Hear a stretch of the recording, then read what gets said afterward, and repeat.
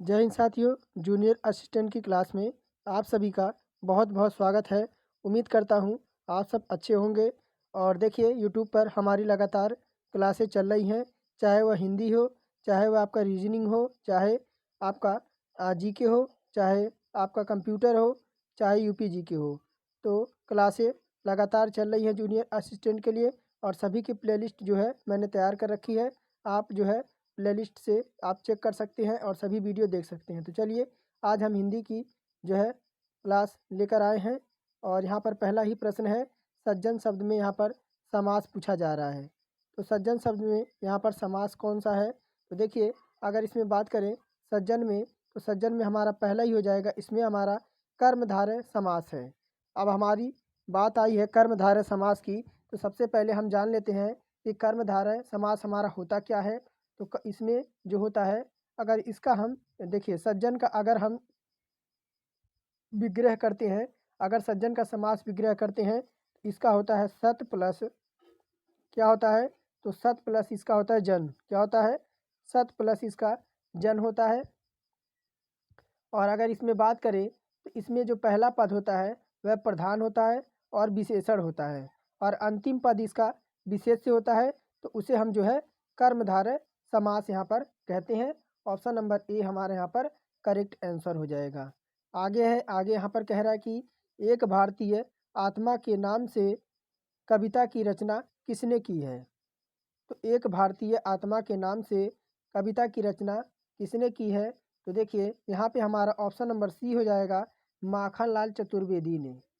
देखिए अगर बात करें, अब माखनलाल चतुर्वेदी की बात आई है तो हम इनकी और भी रचनाएं देख लेते हैं, जैसे हिम किरीटनी, हिम तरंगड़ी, युग चरण, माता, बेणुला गुजधरा, बांसुरी, काजल, जो है इनकी जो है माखनलाल चतुर्वेदी की रचनाएं हैं। तो यहाँ पर दूसरे का ऑप्शन नंबर सी हमारा करेक्ट आंसर हो जाएगा। अब आगे देखते हैं तीसरा नंबर, और कह रहा है कि पश्चिमी हिंदी का संबंध किस अपभ्रंश से माना जाता है? तो देखिए अगर बात करें, ये हमारा हो जाएगा सौरसेनी अपभ्रंश। कौन सा हो जाएगा? पश्चिमी हिंदी का संबंध सौरसेनी अपभ्रंश से माना जाता है। और पश्चिमी हिंदी की और भी बोलियां हैं, अगर उनकी बात करें तो देखिए एक आपकी ब्रज भाषा होती है। कौन सी? ब्रज भाषा होती है, यह भी पश्चिमी हिंदी के अंतर्गत आती है। और इसमें आपकी एक कन्नौजी आती है। कौन सी? एक आपकी कन्नौजी आपकी पश्चिमी के अंतर्गत आती है। उसके बाद बुंदेली आती है, उसके बाद बुंदेली आती है। बुंदेली के बाद आपकी एक खड़ी बोली भी आपकी पश्चिमी हिंदी के अंतर्गत आती है। उसके बाद बंगारू, बंगारू भी आपका पश्चिमी हिंदी के अंतर्गत आती है। तो और राजस्थानी, राजस्थानी भी जो आपकी आती है वह पश्चिमी हिंदी के अंतर्गत आती है। तो पश्चिमी हिंदी के अंतर्गत ब्रजभाषा और कन्नौजी, बुंदेली, खड़ी बोली और बंगारू और राजस्थानी, इतनी सारी आती हैं और आपको यह याद रखना है।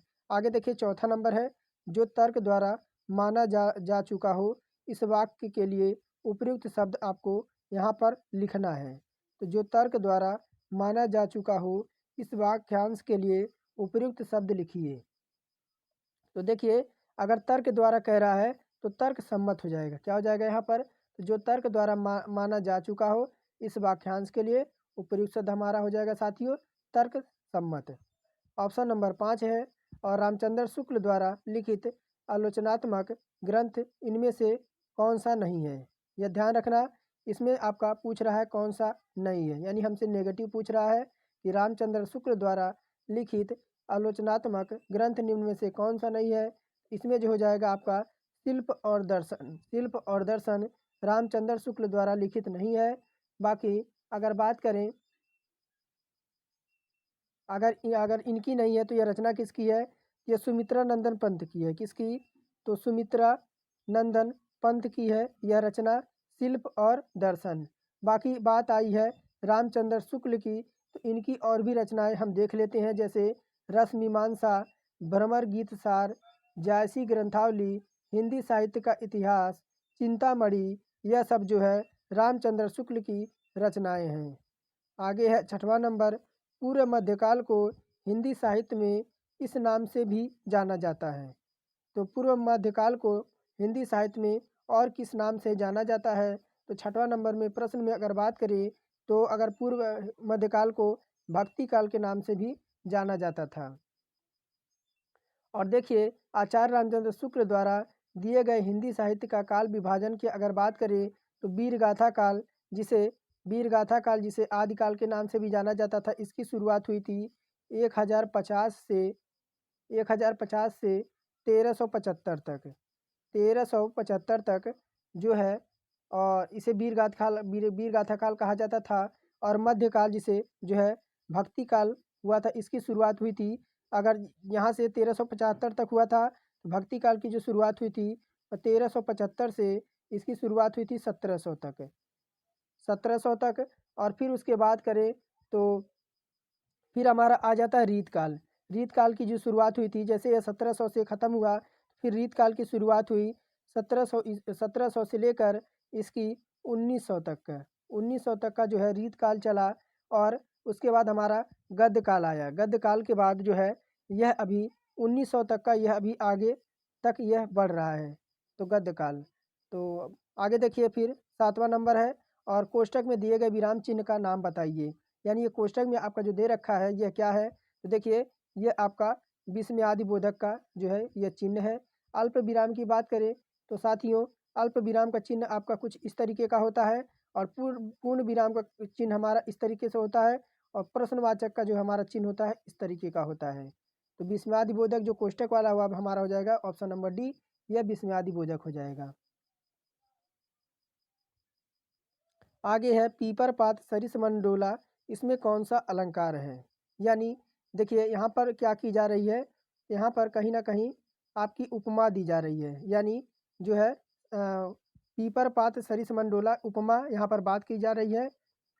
यानी जो है पीपर के पत्ते के भांति, जैसे आपने देखा हुआ हवा चले या ना चले, पीपल के पत्ते क्या होते हैं, हमेशा जो है हिलते रहते हैं। तो यहीं पर कह रहा है कि पीपर पात सरिस मंडोला। अगर इसमें अलंकार की बात करें, इसमें जो हमारा हो जाता है वह उपमा अलंकार हो जाता है। और आगे बात करें, यहाँ मन उपमेय, पीपर पात उपमान और सरिसवाचक पद है, और डोला जो है साधारण धर्म है। जब किसी व्यक्ति वस्तु की तुलना किसी दूसरे व्यक्ति या वस्तु से की जाती है साथियों, वहाँ पर हमारा हमेशा उपमा अलंकार हो जाता है। आगे है इनमें से कौन सा शब्द तद्भव है? तो देखिए तद्भव, देखिए धतूरा दे रखा है, डोरा है, जुआ है और सभी है। तो इसमें से आपको तद्भव शब्द बताना है, इनमें से तद्भव शब्द कौन सा है? तो देखिए इसमें आपके सभी के सभी आपके हो जाएंगे, जैसे धातुरा हो गया, डोरा हो गया, जुआ हो गया, ये सभी के सभी क्या हो जाएंगे? तद्भव हो जाएंगे। अब इसमें अगर बात करें, देखिए धतूरा का क्या हो जाएगा? धतूरा का तत्सम क्या हो जाएगा? धरतूर हो जाएगा। क्या हो जाएगा? धरतूर हो जाएगा। धरतूर आपका, एक मिनट, धरतूर आपका इस तरीके से लिखा जाएगा, और ये बड़ा ऊ का मात्रा आएगा, और ये आपका इस तरीके से धतूर आपका लिखा जाएगा। और डोरा का अगर आ जाएगा तो डोरा का तो आपका डोरक हो जाएगा। क्या हो जाएगा? डोरक का आपका डोरक हो जाएगा। और यहाँ पर जुआ की बात करें, यहाँ पर आपका घुत हो जाएगा। आगे है 10वां नंबर, भक्ति रस के प्रतिष्ठापक आचार्य इनमें से कौन से हैं? तो रूप गोस्वामी, आचार्य भरत, आचार्य विश्वनाथ और आचार्य मम्मट। तो भक्ति रस के प्रतिष्ठापक आचार्य इनमें से कौन से हैं? तो इसमें हो जाएंगे रूप गोस्वामी। कौन से हो जाएंगे? तो भक्ति रस के प्रतिष्ठापक आचार्य रूप गोस्वामी है। आचार्य विश्वनाथ जो हैं, आचार्य विश्वनाथ की बात करें तो देखिए आचार्य विश्वनाथ जो है वात्सल्य के हैं। किसके? तो ये जो है वात्सल्य के 10वें रस माना जाता है। क्या है? तो वात्सल्य का इन्हें 10वें रस का जनक माना जाता है। और रूप गोस्वामी जो है वह मधुर नामक 11वें रस की स्थापना की, जिसे भक्ति रस की मान्यता मिली गई है। तो देखिए यहाँ पर ऑप्शन नंबर ए रूप गोस्वामी हमारे यहाँ पर करेक्ट आंसर हो जाएगा। 11 नंबर है यहाँ पर, और कह रहा है क्रिया के संबंध में इनमें से कौन सा कथन सही है? तो क्रिया के संबंध में इनमें से कथन कौन सा सही है? तो देखिए यहाँ पर अगर बात करें, यहाँ पर क्रिया के संबंध में कि क्रिया के पद के उस अंश को धातु कहते हैं जो किसी क्रिया के सभी रूपों में पाया जाता है। अब देखिए जिस शब्द से किसी क्रिया का होना या करना या समझा जाए उसे क्रिया कहते हैं। क्रिया का मूल रूप क्या होता है? तो धातु होती है। धातु क्रिया के पद को अंश क्रिया कहते हैं, जो किसी क्रिया के सभी रूपों में पाया जाता है। अगर कहने का तात्पर्य की बात करें तो जिन मूल अक्षरों से क्रिया बनती है उन्हें हम धातु कहते हैं। क्या कहते हैं? तो जिन मूल अक्षरों से क्रिया बनती है उन्हें हम धातु कहते हैं। यहाँ पर हमारा जो है सी विकल्प हमारा बिल्कुल करेक्ट आंसर हो जाएगा।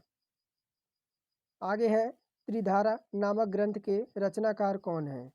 त्रिधारा नामक ग्रंथ के रचनाकार कौन है? तो यहाँ पर सबसे पहले ही हमारा हो जाएगा रामधारी सिंह दिनकर। कौन हो जाएंगे? त्रिधारा नामक ग्रंथ के रचनाकार सुभद्रा कुमारी चौहान है।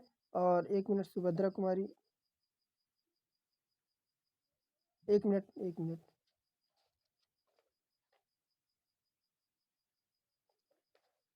यहाँ पर देखिए एक त्रिधारा, देखिए यहाँ पर हो जाएगा option number A Ramdhari Singh Dinkar हो जाएगा। कौन हो जाएगा?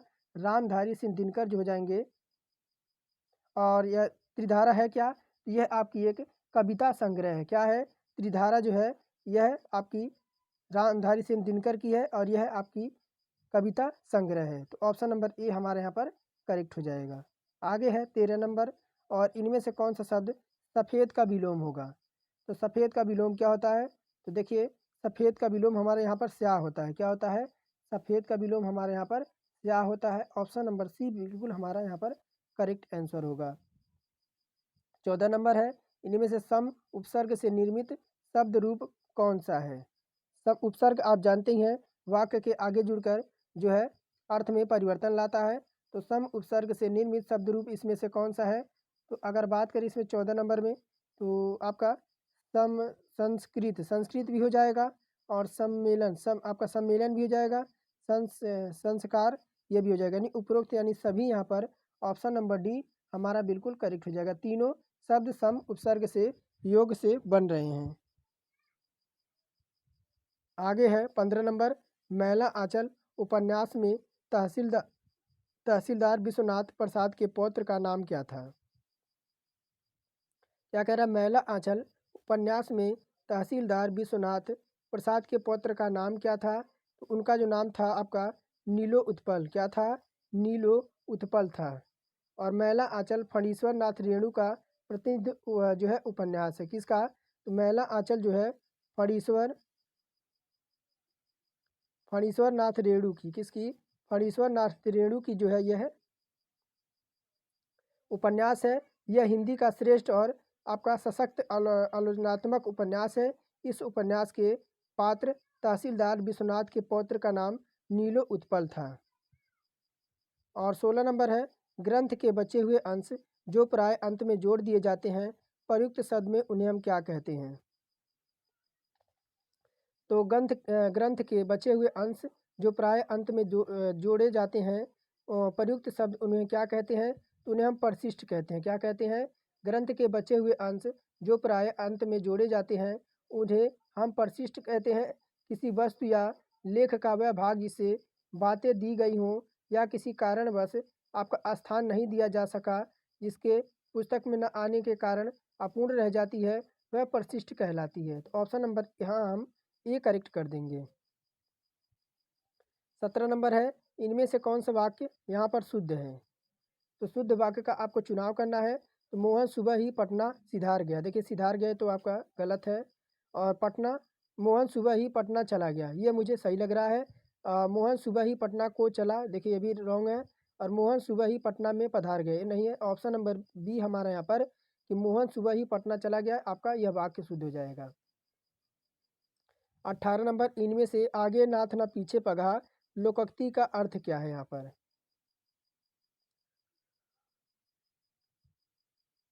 तो जिम्मेदार व्यक्ति होना यह भी नहीं होगा, अत्यंत गरीब होना यह भी नहीं होगा, पशुविहीन होना यह भी नहीं होगा, और किसी तरह की जिम्मेदारी का ना होना ये भी आपका सही हो जाएगा। आगे नाथ ना पीछे पगहा, किसी तरह की जिम्मेदारी का ना होना, ये हमारा विकल्प डी ऑप्शन हमारा करेक्ट हो जाएगा। बाल की खाल खींचना मुहावरे का अर्थ यहाँ पर पूछ रहा है। बाल की खाल खींचना अर्थात यहाँ पर मुहावरे का अर्थ क्या हो जाएगा? तो बढ़ा चढ़ाकर बातें कहना ये भी नहीं होगा, और गुण दोष का परख करना ये भी नहीं होगा। ऑप्शन नंबर सी कह रहा है कि बहुत मेख निकालना, ये भी सही हो जाएगा। ऑप्शन नंबर सी हमारे यहाँ पर करेक्ट हो जाएगा मुहावरा। 4 दिन की चांदनी और फिर अंधेरी रात लोकोक्ति का अर्थ क्या होगा? तो 20 नंबर है, यहाँ पर पहला ही थोड़े दिन का सुख, यहाँ पहला ही हमारा करेक्ट हो जाएगा कि थोड़े दिन का सुख है। और साहित्य में रस का अर्थ क्या होता है? साहित्य में रस का क्या अर्थ होता है? तो साहित्य की मिठास आती है। ऑप्शन एक जो है गलत हो जाएगा। किसी रस का आनंद होता है, नहीं होगा। और किसी फल का स्वाद, नहीं। और साहित्य से मिलने वाली आनंदभूति, ये सही हो जाएगा कि साहित्य में रस का जो अर्थ होता है कि साहित्य से मिलने वाली आनंदभूति। अगर दूसरे शब्द में कहें तो काव्य को पढ़ने सुनने में जो आनंद की अनुभूति होती है उसे हम रस कहते हैं। और इसमें स्थायी भाव के आधार पर रस टोटल 9 प्रकार के होते हैं और इनका स्थायी भाव भी 9 प्रकार का होता है। जैसे इसमें आपका श्रृंगार रस, श्रृंगार, हास्य रस, करुण रस, रौद्र रस, वीर रस, भयानक रस, विभत्स रस, अद्भुत रस और शांत रस, ये आपके 9 प्रकार के रस होते हैं। आगे है और यहाँ पे 22 नंबर, इनमें से कौन सा कनक शब्द का अर्थ नहीं है? यहाँ पर कनक का कौन सा अर्थ नहीं है? तो 22 नंबर में देखिए यहाँ पर छल, छल जो है यहाँ पर कनक का अर्थ नहीं है। बाकी खजूर, धतूरा और सोना, यह तीनों जो है कनक के अर्थ हैं। अबेडमेंट, अबेडमेंट का हिंदी प्राय क्या होता है? अबेडमेंट का यहाँ पर हिंदी प्राय क्या होता है? तो देखिए संशोधन, क्या हो जाएगा यहाँ पर? ऑप्शन नंबर बी संशोधन होता है, अबेडमेंट का हिंदी प्राय होता है। आगे है मैं विदेश नहीं जाऊँगा, यह किस प्रकार का वाक्य है? यानी नहीं जाऊँगा तो आपका निषेधवाचक होना चाहिए ना। हाँ, तो यहाँ पर हमारा नेगेटिव हो जाएगा, आपका नेगेटिव वर्ड हो जाएगा। ऑप्शन नंबर डी हमारे यहाँ पर मैं विदेश नहीं जाऊँगा, ये आपका निषेधवाचक वाक्य यहाँ पर मना कर रहा है कि मैं विदेश नहीं जाऊँगा। इस वजह से हमारा ऑप्शन नंबर डी हमारे यहाँ पर करेक्ट आंसर हो जाएगा। 80 की आमद 90 खर्च, इस लोकोक्ति का अर्थ क्या हो जाएगा? 80 की आमद 90 खर्च, इस लोकोक्ति का यहाँ पर अर्थ पूछा जा रहा है। तो इसका हो जाएगा कि देखिए कह रहा है कि अपनी कुशलता दिखाना, ये तो रॉन्ग हो जाएगा। अधिक दुराशा, ये नहीं होगा।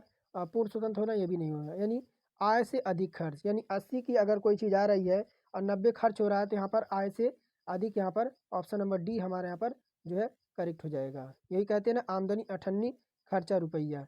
आगे देखिए छाया, आकाशदीप, प्रतिध्वनि, पुरस्कार, आंधी, यह सब किसकी विद्या की रचनाएं हैं? छाया, आकाशदीप, प्रतिध्वनि, पुरस्कार, आंधी, यह सब किस विद्या की रचनाएं हैं?